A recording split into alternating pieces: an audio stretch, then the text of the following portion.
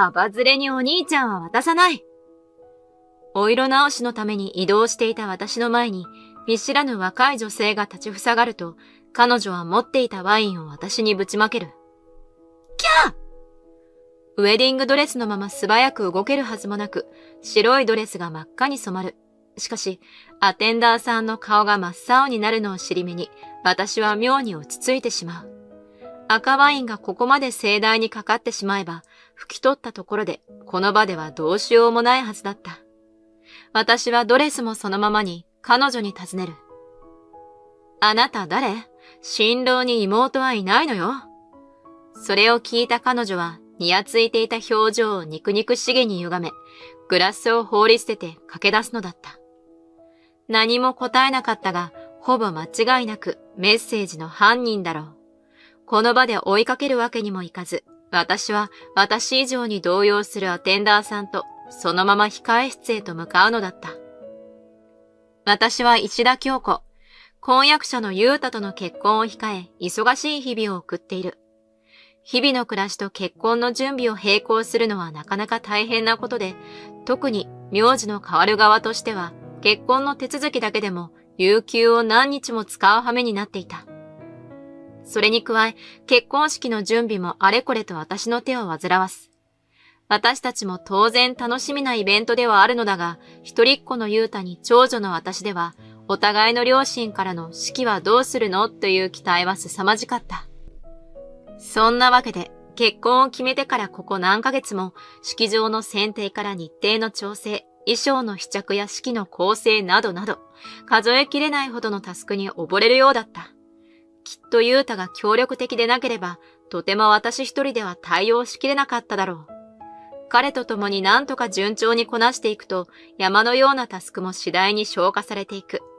招待状も送り終えて、準備は万端というところまでやっとこぎつけ、あとは優太と共に当日を待つばかりだった。しかし、そんなタイミングにもかかわらず、私たちは不安を残したままでいた。その原因が SNS で届く不審なメッセージだった。またメッセージが来てる。開いた携帯にはとんでもない言葉ばかりが表示されている。お兄ちゃんと別れろ。このアバズレ。あんたなんかお兄ちゃんにふさわしくない。なんで別れないの？早く別れろ。届いたメッセージのほとんどがこんな風に優太と別れろという内容だった。また？気持ち悪いな。やっぱりもう一度警察に相談しに行った方がいいんじゃないか？俺も行くから。そうね。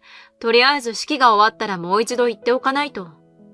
送信者のアカウントを見に行っても最近作られたばかりで投稿もない。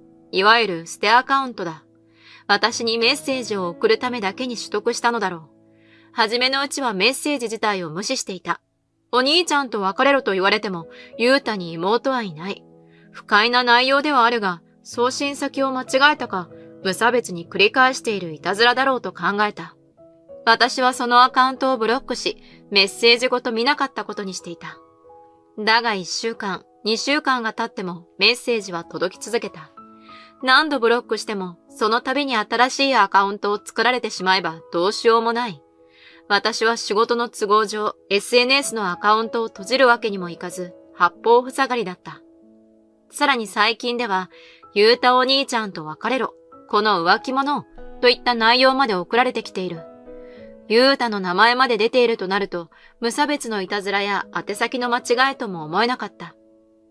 しかし、優太は確かに私の恋人だが、妹はいないし、浮気者呼ばわりに至っては完全にお門違いだ。メッセージのことを話して優太に確認してもらっても、優太には自分をお兄ちゃんと呼ぶ相手に心当たりがなかった。さらに念のため、優太は両親や友人たちにまで確認を取ってくれた。当然そこで私の知らない妹が出てくることもなければ、優太をこっそりお兄ちゃんと呼んでいる人物も出てこなかったのだ。他人をこっそりお兄ちゃんと呼ぶような不審人物が出てきても困るが、なら余計にメッセージを送りつけてくる不審人物は何者なのかという話になる。手詰まりになった私は思い切って、優太お兄ちゃんから離れろというメッセージに返信してみるのだった。こんにちは。私の恋人の優太に妹はいません。人違いではありませんか？ふざけるな。早く別れろ。無関係な人に言われても困ります。あなたは誰なんですか？そっちこそ関係ない話をするな。やっぱりお前みたいな女はお兄ちゃんにふさわしくない。浮気なんかしやがって。浮気にも心当たりはありません。嫌がらせはやめてください。嘘をつくな。早く別れないと結婚式を台無しにしてやるからな。そこまでやりとりしたところで私は諦めてブロックする。これ以上何か聞いてみても彼女から得られるものはないだろうと思った。式を台無しにしてやるというのは引っかかったが、今のところメッセージが送られてくるだけだ。下手に反応せず放っておけば、そのうち諦めるのではないか。今回はやりとりしてしまったが、確認しなければ実害もないし、もう刺激しないようにしておこう。そう思うようにしていたが、数日後、私はその認識を改めざるを得ない状況になっていく。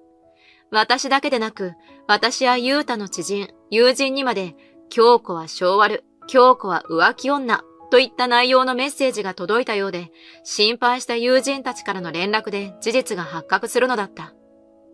もちろん私の友人たちは私を信じてくれていた。だが、優太の友人には私とは面識のない人もいる。優太のところには、こんなメッセージが届いたけど、この人と結婚して大丈夫？といった連絡も来ていた。優太は私にそれを隠していてくれたようだったが、たまたま早く帰ってきた私は、彼と友人との通話を聞いてしまう。通話が終わった後、優太は落ち込む私を慰めてくれた。不安にさせて本当にごめん。俺からも説明しておいたから、もう大丈夫だよ。ありがとう。でも、さっきの人だって優太を心配して連絡くれたんだよね。それは分かっているんだけど不安で、他の人もそう思っていたらどうしようとかって思っちゃって。京子、そんなことないよ。今は誤解している人もいるかもしれない。でも、京子のことを知ったらそうじゃないってみんなちゃんとわかるから。優太はそう言って私が落ち着くまで背中を撫でてくれるのだった。しかし、誹謗中傷の魔の手は私の職場にまで伸びてくる。ある朝出勤すると他の社員の様子がどうもおかしい。挨拶は返してもらえたものの、視線を感じるのに誰とも目が合わないのだ。とりあえず、パッと自分の身なりを確認したが、おかしなところはないように思える。もしや私が帰った後に大きなミスでも発覚したのかと血の気が引いたとき、上司から声をかけられる。石田さん、ちょっといい？はい。何かありましたか？別室に移動し、一体何を言われるのか私は身構える。しかし、上司は予想だにしていなかったものを見せてきたのだった。これなんだけど、何人かの社員と会社のメールフォーム宛てに送られてきたみたいでね。それはあのメッセージだった。私が性悪で浮気症で人を騙して結婚しようとしているという誹謗中傷だ。みんなこれを信じているってわけじゃないの。でも一体どうしたのかと思って。実は、ここしばらく同じような嫌がらせを受けているんです。私は自分の携帯を見せ、上司に現状とメッセージの内容は事実無根であることを改めて説明した。話を聞いた上司は難しい顔でこう言う。事情はわかりました。会社でのことは私が何とかしておくから。はい、ありがとうございます。私は上司の理解を得られたことに涙が出そうだった。だが、その涙もすぐに引っ込むことになる。だから誤解しないでほしいんだけど、ちょっとお休みしてみたら？結婚式もあることだし、ゆっくりしてみるのもいいと思うの。お休みってご迷惑をおかけして申し訳ないですけど、私そんなつもりはないです。こんなことがあればストレスを感じるのは当然よ。それか在宅の割合を増やしてみるのはどうかしら。そんな、でも私としては嫌がらせなんかのために自分のやり方を変えたくなかった。仕事に愛着とプライドがあるからこそ、結婚の準備とも何とか両立させてきたのだ。しかし、上司の気持ちも理解できないわけではない。ここ何年か一緒に仕事してきて、彼女が悪い人ではないのも知っている。私がいることで、職場が多少なりとも異様な雰囲気になるのは避けられないだろう。取引先にもメッセージが送られる可能性だってある。もし何かが起こった時に、職場をまとめなければいけないのは上司なのだ。騒ぎの種である私を職場から離し、ひとまず沈静化を図りたいという彼女の気持ちもわからなくはなかった。そう考えると、こんなことに負けたくないという反骨心はスルスルとしぼんでいってしまう。わかりました。では落ち着くまで在宅勤務メインで調整します。それがいいと思うわ。何かあればいつでも相談して。私は上司の言葉を受け入れ、少し職場と距離を取ることに決めたのだった。誹謗中傷なんかに屈したのが情けなくて、友人にも連絡できない私に、ゆうただけが寄り添ってくれる。慰めるだけでなく、凹んだ私を説得しながら、一緒に警察へ相談にも行ってくれた。私だけでは、とても警察に行って自分の身に起こったことを説明する気力はなかった。ゆうたが行こうと言ってくれなければ、相談する前に諦めていたに違いない。警察の反応は正直あまり良くなかったが、私のためにこうして動いてくれる人がいるということだけでも、かなり救われるのだった。ゆうただって忙しいのにごめん。京子だって、俺が辛い時は支えてくれたでしょ。それと一緒だよ。俺も京子を守りたいんだ。ゆうた、ありがとう。たとえ誰かが気にしてたって、結婚して俺と京子が幸せそうにしてたら、全部嘘だったんだなって分かってくれるから、大丈夫だって。そうだよね。誰がこんなことしてるのか知らないけど、そんな嫌がらせする誰かなんかより、俺たちが絶対に幸せになれればいいんだからさ。ゆうた。この人と結婚を決めて本当に良かった。私は心からそう思うのだった。こうして私たちは結婚式当日を迎える。多少不安な気持ちはあったが、いざ当日になると、忙しさと緊張でそんな気持ちもどこかに吹き飛んでいくのだった。たくさんの人に祝福されながらも、私たちが一生の愛を誓うと、式は滞りなく進んでいく。そして、披露宴が始まると、せわしなく時間が流れていく。この時も、私はお色直しのために、アテンダーさんと式場内を移動している最中だった。すると、目の前に千鳥足の若い女性が現れる。顔を赤くしてワインを片手に持っているその女性を見て、私はふと酔っているのかなと思ってしまう。そう思った次の瞬間、その女性は私に手に持ったワインをぶちまけてくるのだった。アバズレにお兄ちゃんは渡さない。キャー！ウェディングドレスのまま素早く動けるはずもなく、白いドレスが真っ赤に染まる。しかし、アテンダーさんの顔が真っ青になるのを尻目に、私は妙に落ち着いてしまう。赤ワインがここまで盛大にかかってしまえば、拭き取ったところで、この場ではどうしようもないはずだった。私はドレスもそのままに、彼女に尋ねる。あなたは誰？新郎に妹はいないのよ。それを聞いた彼女は、にやついていた表情を肉々しげに歪め、グラスを放り捨てて駆け出すのだった。何も答えなかったが、ほぼ間違いなくメッセージの犯人だろう。この場で追いかけるわけにもいかず、私は私以上に動揺するアテンダーさんと、そのまま控室へと向かうのだった。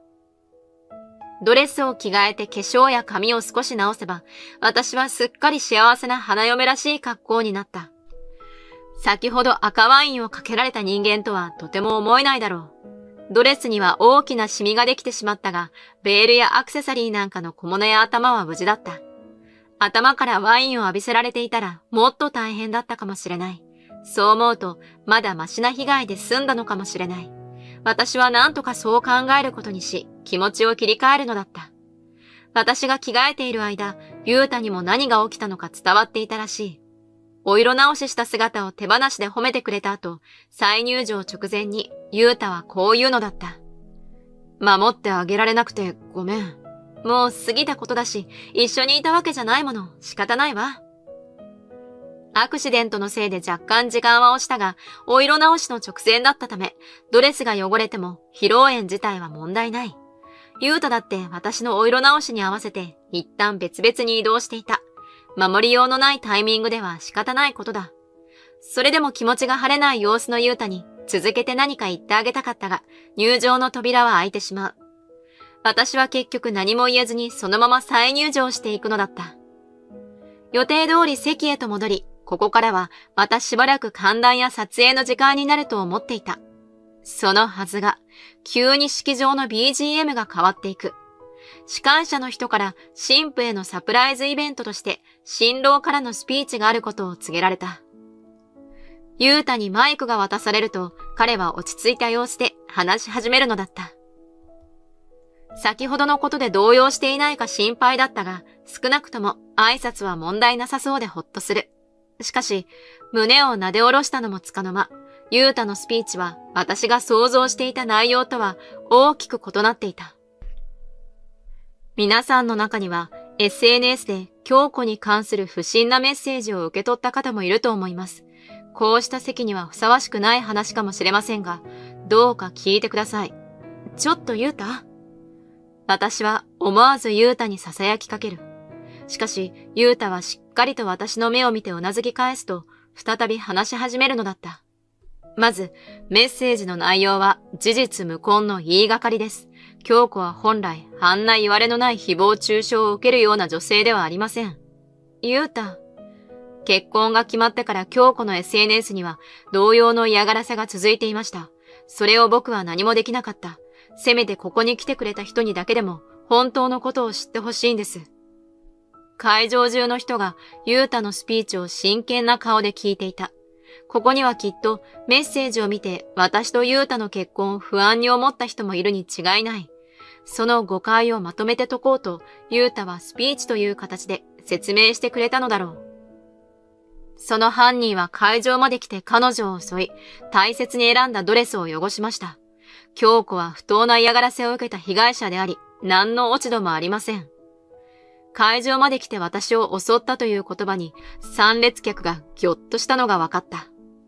特に私の両親や友人はショックを受けているようで小さい悲鳴も聞こえる。他にも口元を押さえたり、息を飲む様子が見えていた。私が不甲斐ないばかりに彼女を守ることができず、彼女にもご両親にも本当に申し訳なく。その頃にはユータの手も声も震えていた。私はそっと自分の手を重ね、もう片方の手でユータからマイクを奪う。私がそうした嫌がらせに耐えてこられたのは、ユータさんがずっと信じ、支えていてくれたからです。私を見つめるユータに、今度はこちらからうなずき返す。そんな彼を私は一生愛し、支えていきたい。これからどんなことがあっても、私たちの絆を引き裂くことは、絶対に誰にもできません。一瞬の沈黙が落ちた後、会場には大きな拍手と歓声が満ちていく。私とユータの友人席や気のいい親族あたりから、ヒューヒューとものすごい勢いで歓声が上がると、私たち二人は顔を真っ赤に染めるのだった。その後、予定通り歓談の時間になったものの、会場はざわつきっぱなしだった。結局お開きの時間までその興奮は冷めやらぬまま、私たちは浮かれた様子の参列者を見送るのだった。こうして波乱の式も終わり、携帯を確認したのはすっかり夜中になってからだ。家族や友人からの連絡に生まれて、また例のメッセージが届いていた。ざまあ見ろ、私の言うことを聞かなかった罰だ。反省したら早くお兄ちゃんと別れろ。反省が必要なのはどっちだ？反射的にそう思ってしまう。披露宴の熱気でずっと引っ込んでいた怒りが再び燃え上がる。この女のしたことで傷ついたのは私だけではない。私が傷つけられれば、私を大切にしてくれている人たちはみんな悲しむ。それがよくわかった以上、とてもこのままではいられない。私は絶対にこの犯人を後悔させてやると心に誓うのだった。翌日になって、私は再びメッセージに返信を送った。捨てアカウントなら返信したところで見ていない可能性もある。だが、それなら何度でも連絡するまでだ。そう考えていたが、その日のうちに返信は来た。返信の内容を確認し、私は急いで準備を進めるのだった。その翌週、私は今回の犯人であるミカと名乗る人物との待ち合わせにこぎつけていた。遅れちゃった？でもいいよね。今日はそっちが謝るために呼んだんだもん。そうね。結婚式の件で私も目が覚めました。今日はミカさんの前でユータとの関係もはっきりさせたいと思って。判断が遅いのよ。早く決めてくれればよかったのに。この時私は今回のことで目が覚めた。直接謝罪したい。ユータとも目の前で別れる。と伝え彼女を呼び出していた。ミカはそんなメッセージを疑いもせず、こうしてホイホイ現れた。待ち合わせ等の詳細については、彼女本来のアカウントとやり取りしたため、プロフィールなどから彼女の素性も判明している。式場で見た時から若いとは思っていたが、なんとまだ20歳の大学生というのだから驚いた。時間から遅れてやってきたミカだったが、悪びれる様子もない。椅子に座り、なぜかユータにウインクなどしている。自分が遅刻している間、ユータも待たせていたのには気づいていないのかもしれない。お兄ちゃんもようやく別れる気になったんでしょ？こんな女お兄ちゃんとは釣り合わないよ。ユータはニコニコとミカに微笑みかける。残念ですけど、私たちは別れませんよ。は私の言葉を聞いたミカは、目をこれでもかと釣り上げて私を睨みつける。あんた、どういうことよ。別れるって聞いたからこうやって来たのに。確かに、あなたには別れると言いました。でも、それは嘘です。ふざけるんじゃないわよ。仕方ないじゃないですか。あなたのことを呼び出すのには、嘘でもつかないと無理だったんですから。私を呼び出してどうするつもりよ。ちゃんと、私に行った愚行の損害賠償を払ってもらおうと思いまして。ミカはそう聞いても理解が追いつかなかったらしい。賠償金？あんたが私に払うのね。いい心がけじゃない。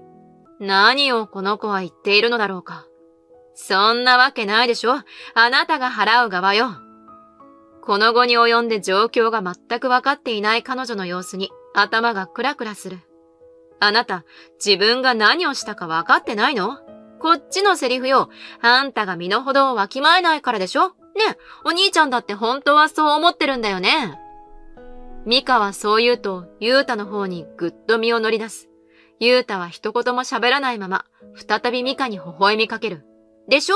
隣に住んでた時はいつも一緒だったもん。子供だったから引っ越しで離れ離れになっちゃったけど、SNS で検索したらね、お兄ちゃんを見つけたの。ニコニコしたままのユータに何を思ったのか、ミカは止まらず話しかける。昔よりかっこよくなってたからミカ照れちゃって、声をかけられなかったの。でもね、ずーっと見てたよ。お兄ちゃんは全然気づいてくれなかったけど。その話を聞くユータの表情は一切変わらない。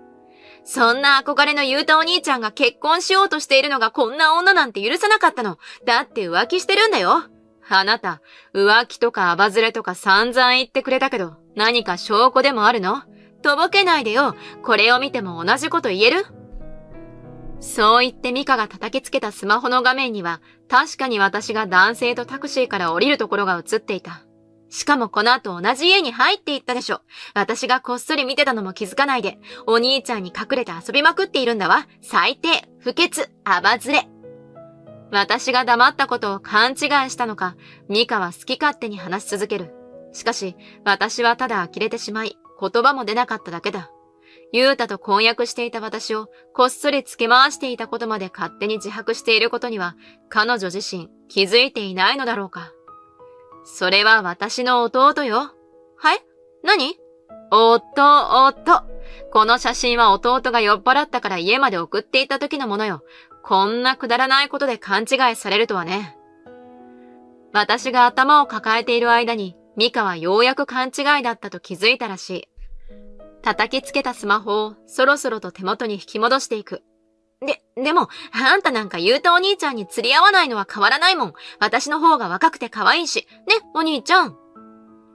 ミカの言葉を聞いたユータは、能面のような笑顔のまま、やっと口を開く。ミカさん、全部俺のためにやってくれたんだ。そうなの、やっぱり分かって。なんていうわけないだろ。そんなしょうもない理由で俺たちを苦しめたのか？最低なのはお前だろ。なんで俺の彼女にお前が口出しするんだ？お兄ちゃん？どうしちゃったの？表変したユータの様子にミカは驚いている。ミカから情報を聞き出すまで笑顔を崩さなかったユータは、すっかりその仮面を脱ぎ捨てていた。そもそも俺に幼馴染なんていないし、人違いなんだよ。でも、名前も年齢も同じだし、俺は10年前に親の再婚で名字が変わってる。そもそも同姓同名なんて探せばいくらでもいるだろう。じゃあ、私のユータお兄ちゃんは？知るか。お兄ちゃんはお兄ちゃんじゃなくて、じゃあ、あなた誰なの？こっちが聞きたいよ。なんなんだ、この女。ユータのご両親は10年前に再婚していて、その時にユータの名字は変わっている。ミカの幼馴染とは名字が変わった結果、たまたま同姓同名になっただけだったようだ。なんだかミカだけでなく、ユータまで混乱してしまっているが、私はすかさずミカに追撃する。お兄ちゃん探しは後でやってもらおうとして、賠償金の件だけど、ちょっと誤解の多いミカさんにもなるべくわかるように話すと、何？バカにしてるの？私の言葉にミカは即座に噛みついてくる。ああ、それはわかるのね。じゃあまず SNS の誹謗中傷について。この件で私は仕事にも支障が出てる。賠償金としては30万円ね。30万円？ミカは突然具体的な金額を出されて目を丸くする。だが、そんなことに構っている場合ではない。それと、あなたがワインをぶちまけたドレスは買い取りになりました。その金額が40万円。合計で70万円の請求ね。70？ええ。よりによって赤ワインのシミだもの。ああいうのってひどく汚すと弁償が必要なのよ。何か誤解してた？弁償？新種のオウムのようになっているミカに、私はさらに続ける。式場のカメラにあなたの姿はしっかり映っていたし、アテンダーさんもあなたの顔を見ているわ。この場のやりとりも録音してるし、もうこれ以上は逃げられないわよ。まだ若いみたいだけど、君に同情する気はないよ。よくもあれだけひどいことをしてくれたね。私たちに凄まれたミカは、それまでとは打って変わってブルブル震え出す。ミカ、そんなに払えない。7万円じゃダメ？いいわけないだろ。震えていてもこんなことを言うとは、度胸だけはあるようだ。だって、そんなに払えないもん。ミカまだ学生なんだよ。そこまで言うとミカはハッとし、顔色が青ざめていく。ね、親には言わないで。うち親が厳しいの。ね、お願い。自分の行いに気づいて青くなったのではないらしい。私の口からは意図せず深いため息が漏れる。自分のしたことの結果でしょ？ご両親にはもう連絡済みよ。ミカの詳細なプロフィールが分かった以上、彼女の両親に連絡するのはそう難しくなかった。すでに両親とはやりとりしており、状況の説明も数日前にはとっくに終わっている。今日までミカへの態度には出さないでほしいと伝えていたが、完璧に守ってくれていたらしい。家族にも話がいっていると聞いたミカは、勢いよくテーブルに突っ伏す。もう、終わりよ。私たちはそんなミカを残したまま、店を後にするのだった。その後、私たちはミカの両親から正式に謝罪を受けた。ミカが70万を支払い終わるまでご両親自らがきっちり監督すると約束してくれた。さらに他に望むことがあれば何でもと言ってくれたので、一つ要求を増やした。それがミカから中傷するメッセージを送った相手全員への謝罪だ。私もすべての人数を把握しているわけではないが、私とユータの友人、知人、会社関係と思うとかなりの人数になるのは間違いない。ミカの両親はこの要求ものみ、謝罪の件についても自分たちが責任持って確認すると請け負ってくれたのだった。いざ話してみると、ミカの親と思って身構えていたのが申し訳なくなるほど、なんというか、かなりまともな人たちで、可愛い娘と思って甘やかしてしまったと後悔の念を募らせていた。もちろん、短時間で人のことが見抜けるわけではないが、ミカのあの感じは育て方というより本人の気質なんじゃないかとついつい思ってしまう。そんなわけで、両親を通じてミカの様子は聞いている。今では彼女は賠償金の支払いのため、バイト漬けの毎日を送っているらしい。もちろん遊ぶ余裕もなくなり、携帯も両親が取り上げて管理していると聞いている。少なくとも学生のうちは二度と SNS には触れられないだろう。最近の大学生ともなれば SNS なんか必須だろうとは思うが、まあ私が口を挟むことではない。一方、私自身の近況としては、ミカの件を含めて結婚前後のバタバタも収まり、ようやく穏やかな新婚生活を送れるようになってきている。結婚前から同棲はしていたが、結婚してみると案外気分も変わって楽しいものだ。ゴシップ好きの同僚に今回の件をかいつまんで話したところ、職場であっという間に話が広まっていった。私はとんでもない人間に絡まれただけの被害者であるという事実が広まると、誹謗中傷の噂はすっかりどこかに消え去っていくのだった。上司とも相談すると、あっけないほど簡単に以前と同様の仕事ができるようになっていく。買い取りになったドレスはシミが落ちないままではあるが、染め直しに出してみようかと思っている。もともとアンティークで薄手の作りだ。いろいろ調べてみたところ、どうやら濃い色に染め直せばシミは気にならなくなりそうだった。うまくいったら結婚何年記念などの写真撮影で着てみるのもロマンチックかもしれない。まだまだ先のことだが、最近はそんな妄想も膨らんでいる。今回、とんでもない災難に見舞われた私たちだったけど、ゆうたはどんな時も私を信じて寄り添ってくれていた。きっと彼となら、これからも幸せに暮らしていけるだろう。私はそんなことを考えながら、日々の生活に邁進していくのだった。